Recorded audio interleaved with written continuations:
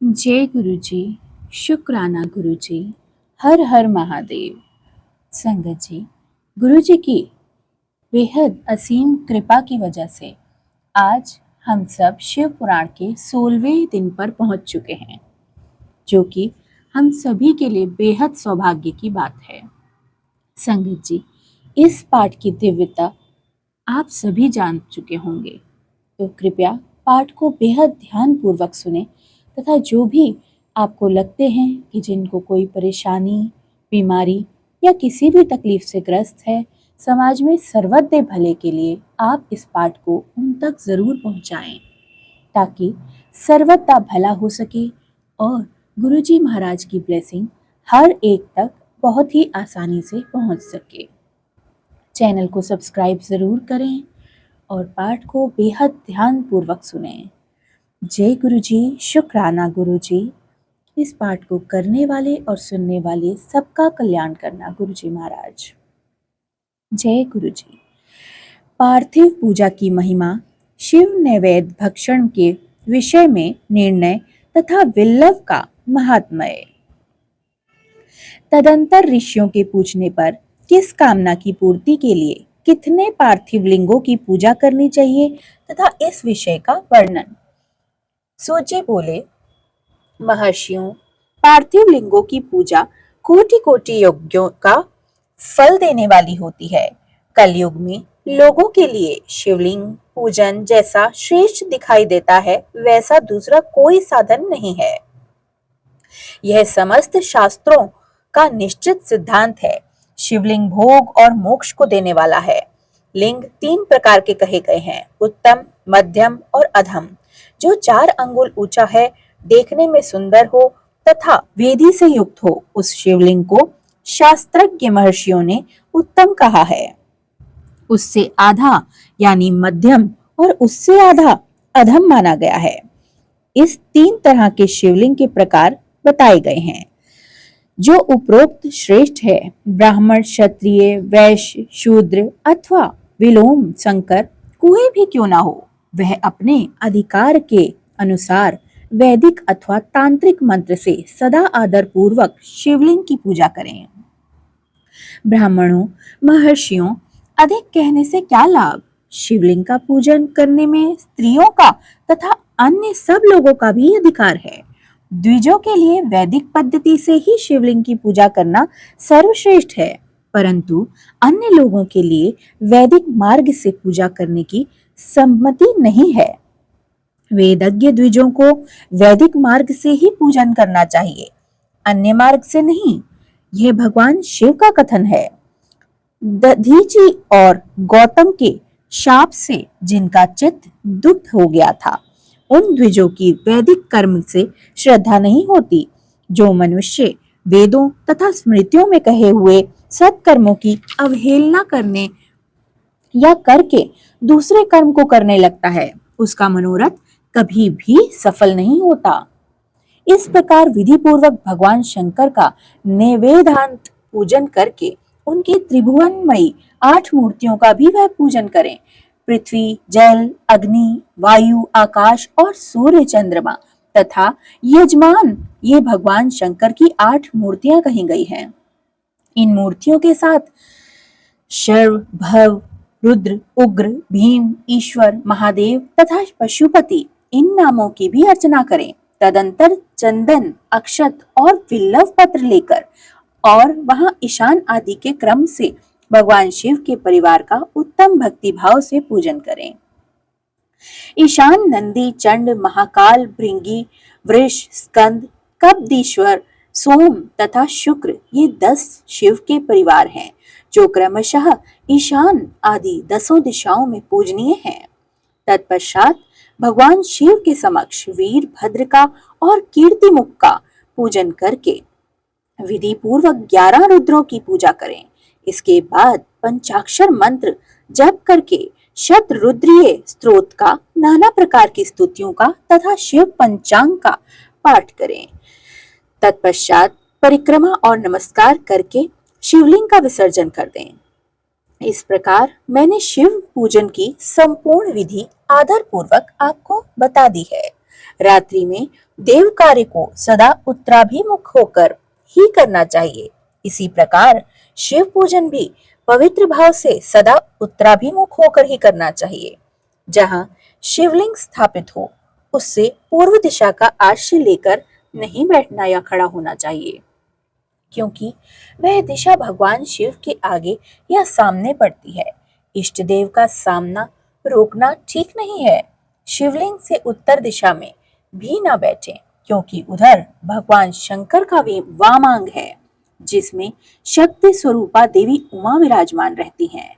पूजक को शिवलिंग से पश्चिम दिशा में भी नहीं बैठना चाहिए, क्योंकि वह आराध्य देव का पृष्ठभाग है। पीछे की ओर से पूजा करना उचित नहीं माना जाता, अतः अवशिष्ट दक्षिण दिशा ही ग्रह की है, उसी का आश्रय लेना चाहिए। तात्पर्य यह है कि शिवलिंग से दक्षिण दिशा में उत्तराभिमुख होकर बैठें और पूजा करें।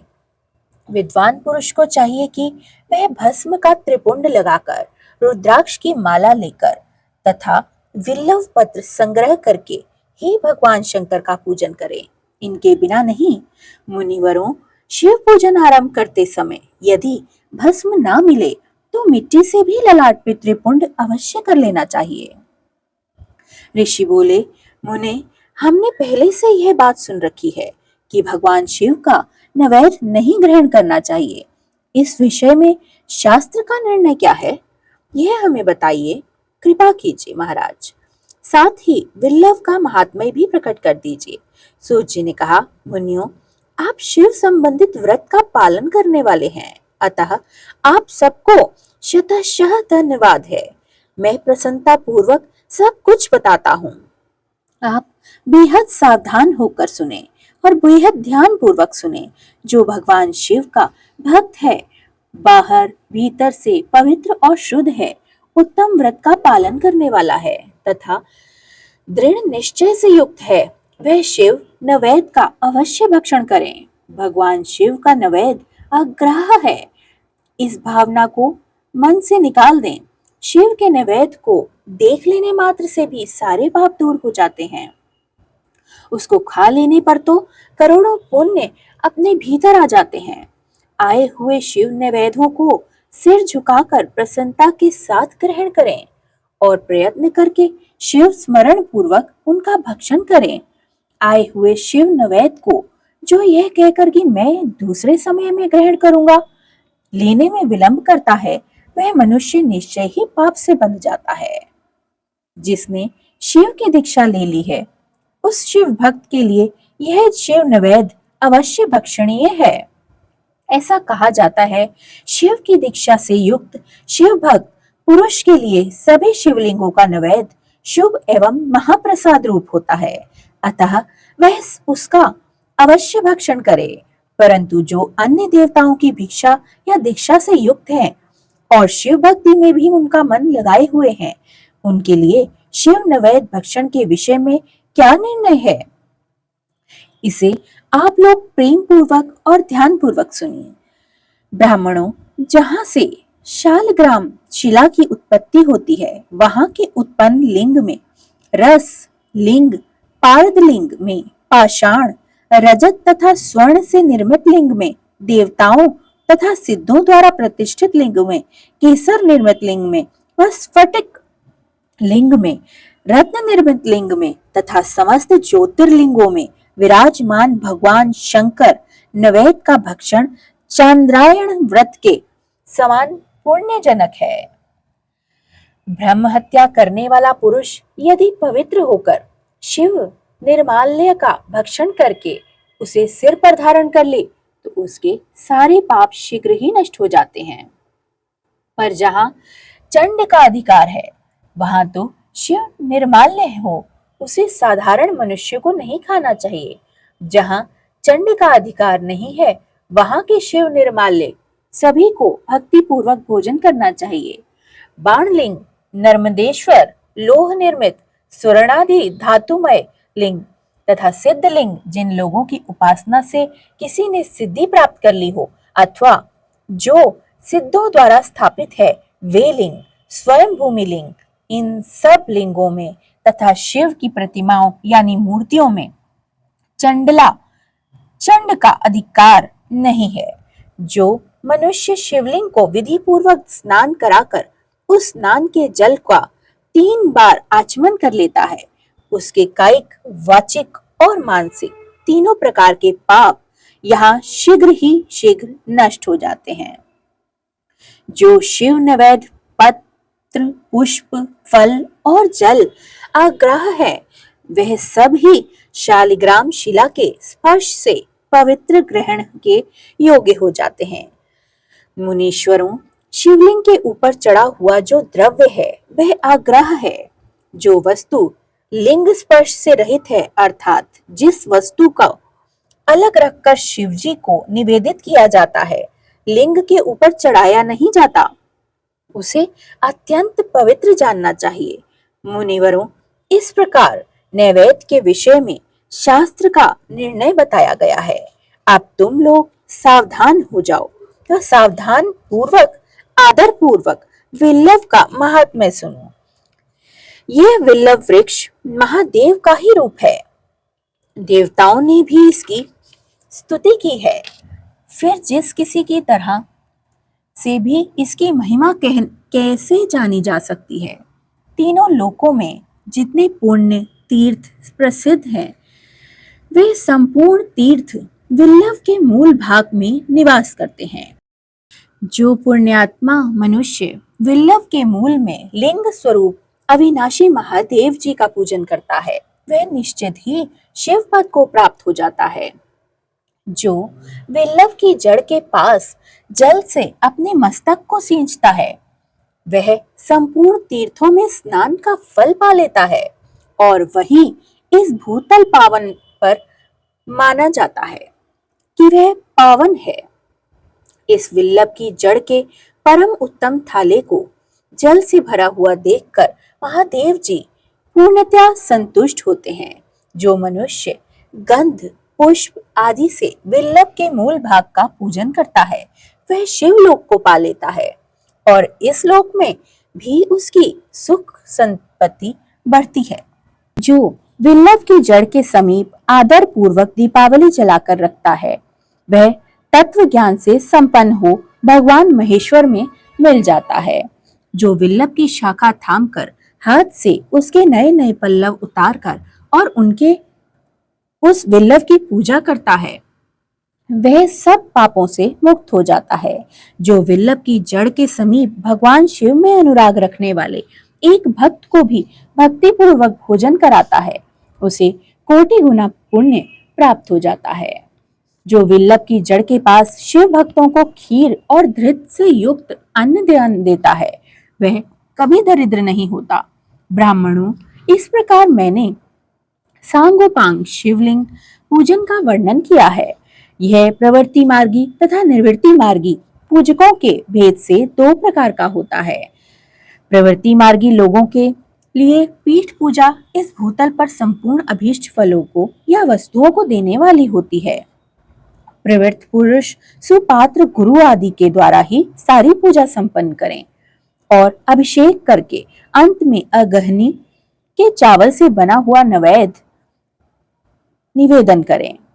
पूजा के अंत में शिवलिंग को शुद्ध संपुट से विराजमान करके घर के भीतर कहीं अलग रख दें। निवृत्ति मार्गी उपासकों के लिए हाथ पर ही शिवलिंग पूजन करना विधान है। उन्हें भिक्षा आदि से प्राप्त हुआ अपने भोजन को ही नैवेद्य रूप में निवेदित करना चाहिए।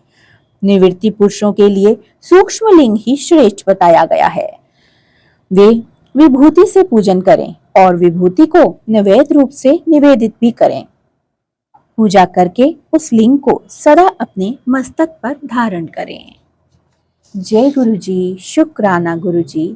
आज के इस दिव्य शिव पुराण पाठ को संपन्न कराने का बहुत बहुत शुक्राना। गुरु जी महाराज इस पाठ को करने वाले और समस्त सुनने वाले और सर्वत्र भले की कामना से इस सेवा को आगे बढ़ाने वाले सभी जनों को आप भरपूर खुशियां देना महाराज, निरोगी काया देना, उनके परिवार को धन धान्य से संपन्न रखना, दीर्घायु देना, बच्चे माँ बाप पर बहुत प्रेम दिखाएं, उनकी आयु लंबी हो तथा खुशियां हो, घर में आदर सम्मान हो, सभी तरह की नकारात्मकता उनके घरों से कोसों दूर चली जाए। किसी भी तरह का काल, किसी भी तरह की प्रलय उनके परिवार के सदस्यों का कुछ ना बिगाड़ पाए महाराज। सदा उस घर में आपका वास हो।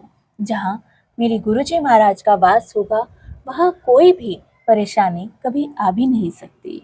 गुरुजी महाराज, मुझसे इस पाठ को पढ़ने में जो भी भूल हुई हो मुझे क्षमा करें। सभी जीव जंतुओं को उनकी संतुष्टि के लिए उचित भोजन प्रदान करें। हर जीव को उसके जीवन लीला जीने के लिए खुशियां प्रदान हो। संपूर्ण अन्न धन धान मिले, कभी कोई भूखा ना सोए महाराज। इस पाठ को पढ़ने का जो भी पुण्य हो वो मुझे अकेले नहीं चाहिए। इस सर्वते भले की कामना से मैं ये पाठ कर रही हूँ, और महाराज इसका पुण्य भी सर्वते भले पर ही लगे। जय गुरु जी। शुक्राना गुरु जी। संगत जी, कृपा करके आप भी इस सेवा से जुड़ें और इस चैनल को सब्सक्राइब करें।